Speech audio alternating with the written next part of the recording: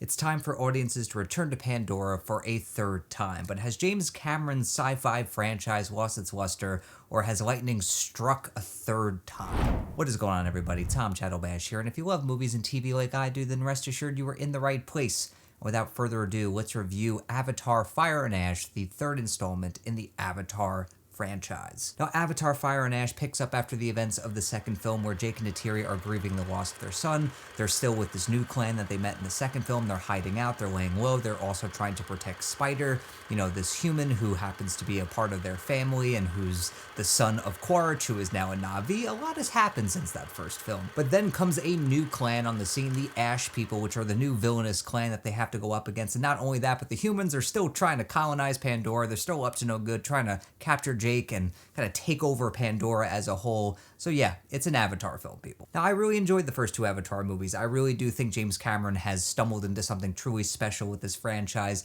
On a story level, it hasn't exactly wowed me, but in terms of the visuals, the action sequences, the spectacle, just the theatrical experience that you have with these movies, it's really hard to beat. And James Cameron is genuinely a phenomenal blockbuster filmmaker, and he really just puts a lot of other filmmakers to shame when it comes to visuals and just his level of immersion that he's able to achieve with his films, not just the Avatar films. So yeah, naturally I was excited to go back to Pandora. I wanted to see what he had up his sleeve. I wanted to see where the story was going to go next and how this Ash clan was going to factor into things, and if they were going to be an exciting new addition to, this world and the characters that inhabit it. And honestly, I think I enjoyed this one more than Way of Water. I thought Way of Water wasn't as good as that first Avatar film, but I think this one not only serves as a satisfying continuation of Way of Water, but I think it also rights some of the wrongs of that second film, even though it still suffers from some of the problems of that second film. So there's pros and cons here, so let's talk about it. Now, first and foremost, I think the performances here, for the most part, are pretty damn strong. I think Sam Worthington and Zoe Saldana have really matured into their roles as Jake and Neytiri, respectively.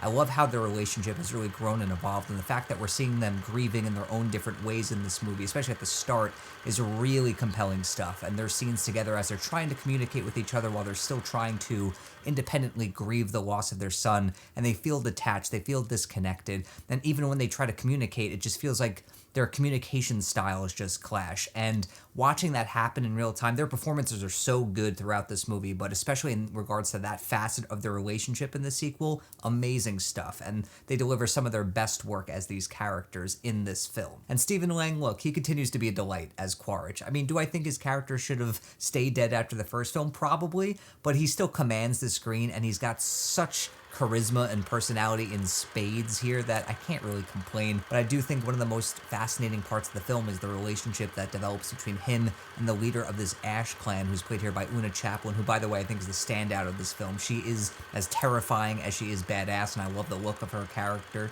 And then you have the visuals. I mean, look, I feel like at this point, the thing that's disappointing to me is that I feel like so many people are taking the visuals of these movies for granted. Now that we're, 3 movies in, I feel like a lot of people are like, yep, it looks like an Avatar film. It's more of the same.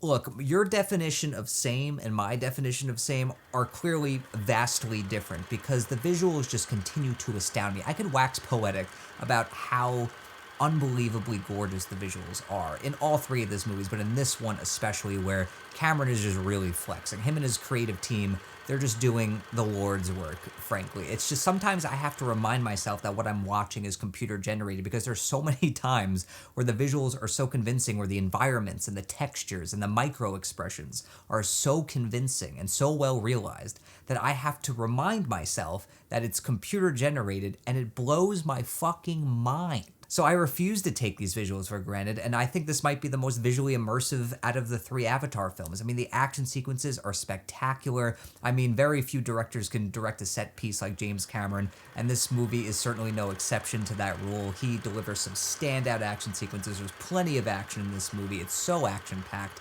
and there are so many incredible action beats, so many great standout moments for certain characters, and I like that differentiation in locations. It doesn't just feel like the same action sequence repeated. There's just so much epic scope and visual panache on display. It's just great stuff. From a visual standpoint, you are going to get the theatrical experience you want. And of course, I saw this in 3D. I'm not usually a huge 3D guy, but when it's an Avatar film, I'm going to see it in 3D, even despite the high frame rate, which I still hate I'm going to stand on that hill. I still hate the high frame rate, but the 3D is so damn good, and I love the 3D of these Avatar films. It's so damn immersive. Now look, is this movie perfect? Absolutely not. I still think, like I mentioned before, that it suffers from a lot of the same problems that I think the second film had. The main issue is that a lot of these secondary characters I don't care about.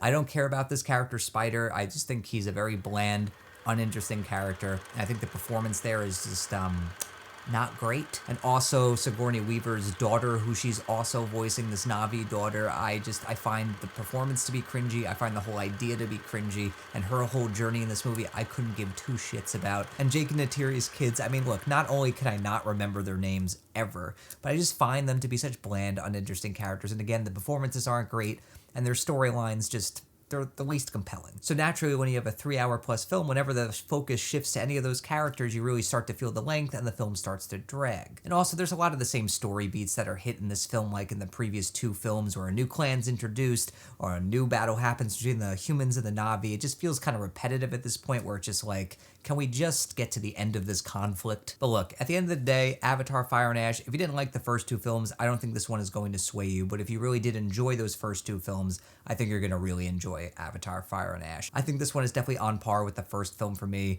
I just think the entertainment value is so incredibly high. The filmmaking here is just so well done, so confident and assured. James Cameron is just flexing to the utmost degree, and I love every second of it. And I like that some of these characters are taken into far more interesting territory than they've gone into in those first two films. And I think the combo of the spectacle and some of, the character dynamics, I think the evolution of certain character dynamics and certain characters in general makes this one a really worthwhile sequel, and one you definitely should be seeing on the big screen, people. See it big and see it loud. So in the end, I'm going to give Avatar Fire and Ash 4 out of 5 stars. It's a strong sequel. It feels a little bit too familiar sometimes, but I think it gives you enough bang for your buck and enough new things added into the mix that makes this sequel really worthwhile for fans and just a great theater experience. So that's my take on the movie. Let me know what you thought of it down below if you check it out this weekend. Did you love it? Did you hate it? Do you think it's just okay? Let me know down below. And until next time, everybody, I'm Tom Chattelbash, YouTube's most reliable movie critic.